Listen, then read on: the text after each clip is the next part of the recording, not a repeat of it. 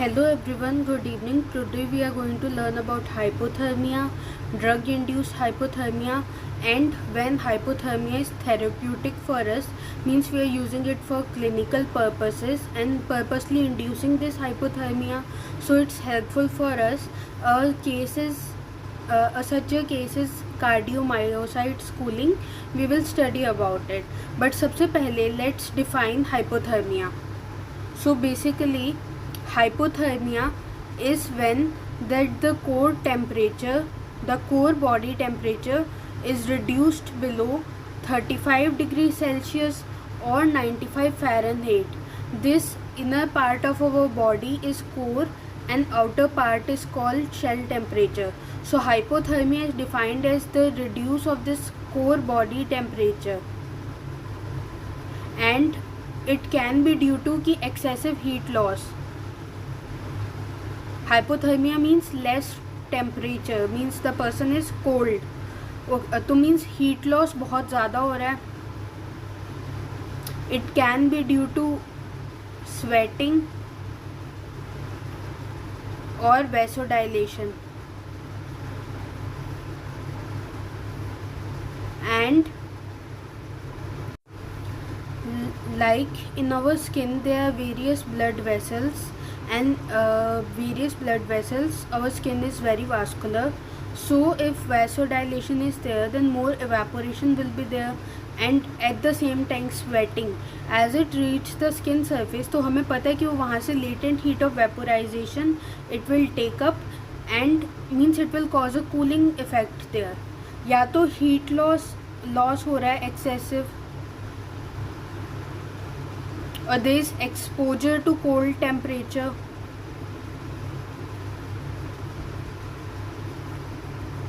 or there is impaired heat production. Like जो shivering के mechanism है वो ढंग से नहीं हो रहा है. We know that the continuous contraction relaxation produces heat. Both hypothermia and hyperthermia means हमें पता है कि humans are homeotherms, कि despite the external temperature, our body is trying to maintain its internal environment, the internal temperature. तो there are some thermoregulatory mechanism in our body, and हमें पता है कि hypothalamus plays an important role. इस hypothalamus का anterior nucleus and the posterior nucleus. The posterior nucleus plays a role in heat production, and the anterior nucleus plays a role in heat dissipation. Means hypothalamus is important for regulating the body temperature. Anterior nucleus, posterior nucleus. ऐसे याद कर सकते हैं कि P से posterior means heat produce, and A से anterior nucleus is like A for AC means cooling, heat dissipate.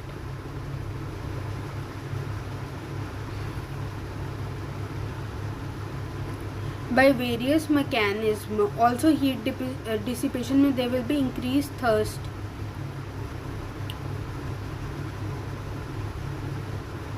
Upgrading of hypothermia is basically done on the temperature scale range.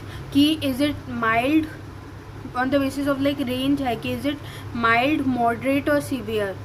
This classification helps in its management कि we can assess the situation कि कितनी emergency है. Like mild is 32 to 35 degree Celsius, the moderate is 26 to 32 degree Celsius, and the severe is less than 26 degree Celsius.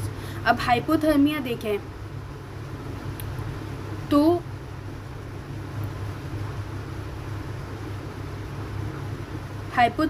तो it can be accidental, और we were using it for therapeutic uses जैसे कि बोला. तो accidental में it can be prolong exposure to cold environment, या it can be drug induced like barbiturates. हमें पता है कि barbiturates are used to treat means psychiatric medication used to treat anxiety, insomnia. तो बेसिकली हुआ ये कि barbiturates are CNS depressants. They reduce the metabolic demand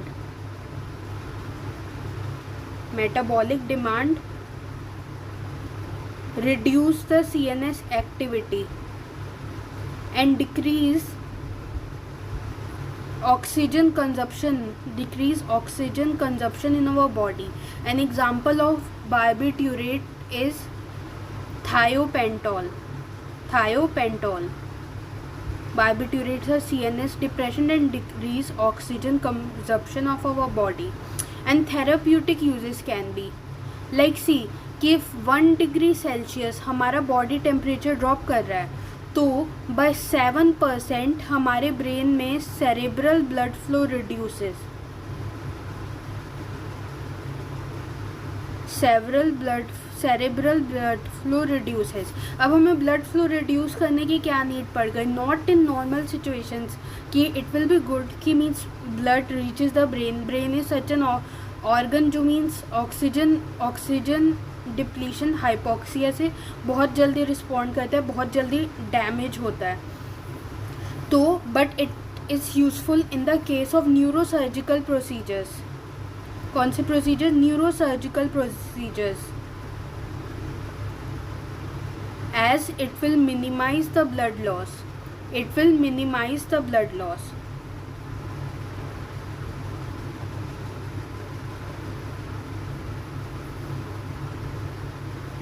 And this drug induced hypothermia, basically इसमें क्या होता है कि it is also neuroprotective. In some cases like in cases of less O2 is available. And ये cooling ऐसे cause करते हैं कि it prevent shivering.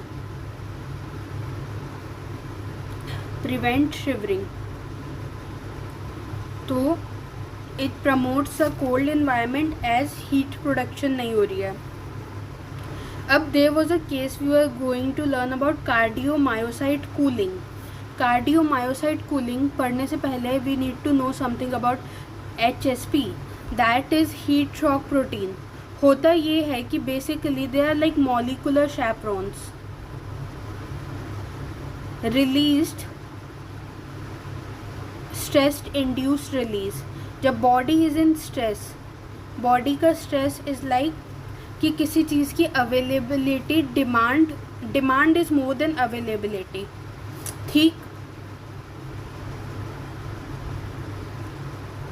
It can be due to ischaemia where reduced blood flow, reduced oxygen supply to our heart or brain. And heat shock protein means सबसे ज़्यादा its production is instantaneous in heart and brain. तो in condition of ischemia, in condition of hypoxia, in condition of heat, basically stress released. And ये heat shock protein, how they work is basically ये protein की folding correctly and miss folding prevent करते हैं. And heat shock protein का भी बहुत ज़्यादा types हैं. The one that promotes correct folding is HSP70 for example. Prevent aggregation of protein and repair damage protein. What this heat shock protein does is के bound होते हैं और अपने प्रोड्यूस होते हैं in stress and then they bound to the damage protein and वहाँ पे उसका रिपेयर रैपिड कर देता है. तो basically HSP heat shock protein, इसकी मेमोरी ट्रिक कैसे याद कर सकते हैं? Help safe protein, it's protein protective. And HSP90 it stabilize the signaling protein. अब ये हीट शॉक प्रोटीन के बारे में हमने क्यों पढ़ा? क्योंकि बेसिकली देखते हैं कि इन द केस ऑफ, अब हम पढ़ने जा रहे हैं द कार्डियोमायोसाइट कूलिंग का केस, जिसके चक्कर में हमने अभी हाइपोथर्मिया डिफाइन किया एंड एवरीथिंग. तो ये उसका पूरा एप्लीकेशन है. It will help you in understanding cardiomyocyte cooling. First of all MI in case of myocardial infarction and then it prevents the cell death. होएगा ये कि when there is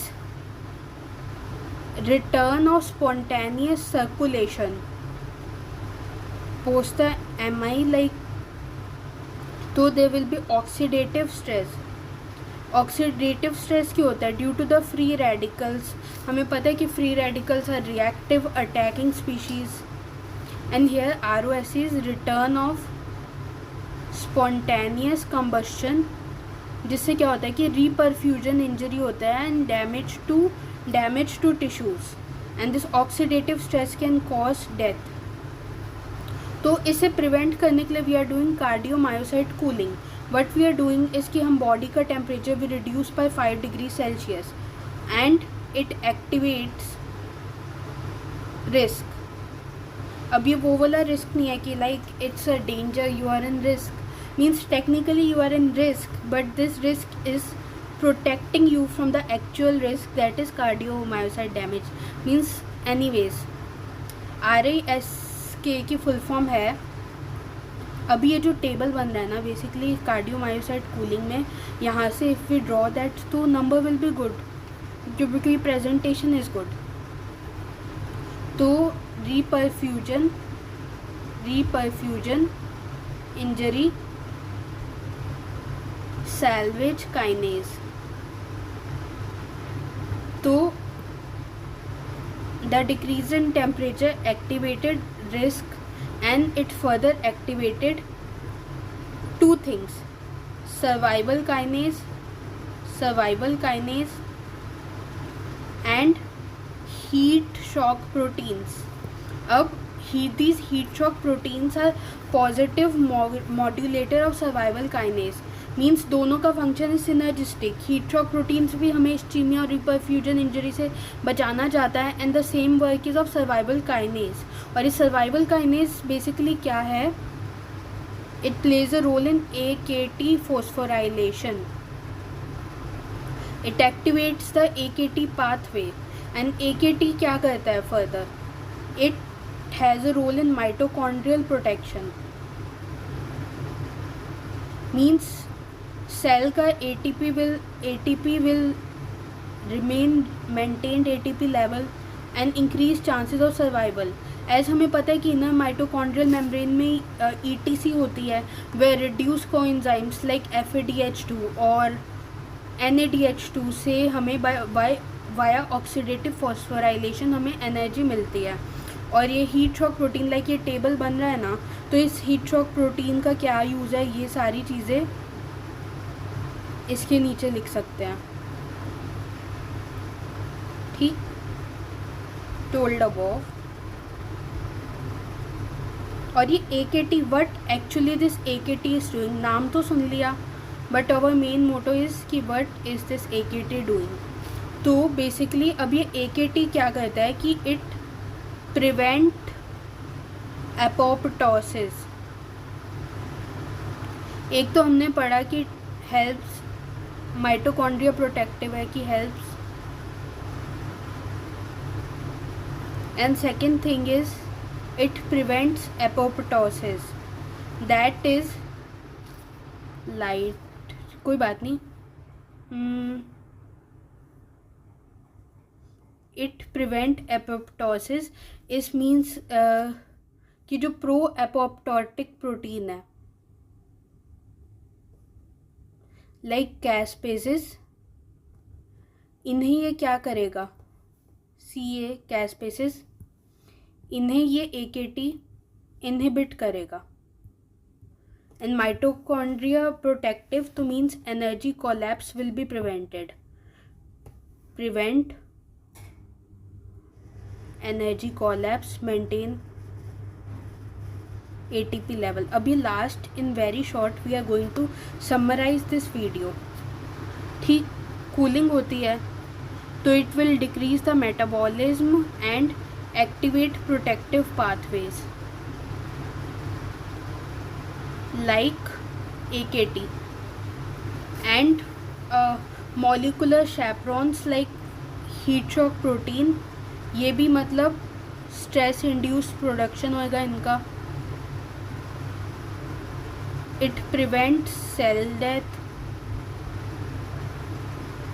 and drug induced like barbiturates, minus it will reduce the shivering and decrease the metabolism, decrease oxygen consumption, and hence promote the cooling. And this thing, hence they both are useful in therapeutic case like cardiomyocyte cooling. And एक brain से related हमने पढ़ा था कि decrease in 1% Celsius body temperature reduces cerebral blood flow bye 7 degree Celsius. And एक हमने पढ़ा था कि हाइपोथैलेमस का anterior nucleus and the posterior nucleus, जो पोस्टीरियर न्यूक्लियस था it was heat producing and जो एंटीरियर न्यूक्लियस था it was heat dissipating. Okay guys, that's all. Bye. Keep learning.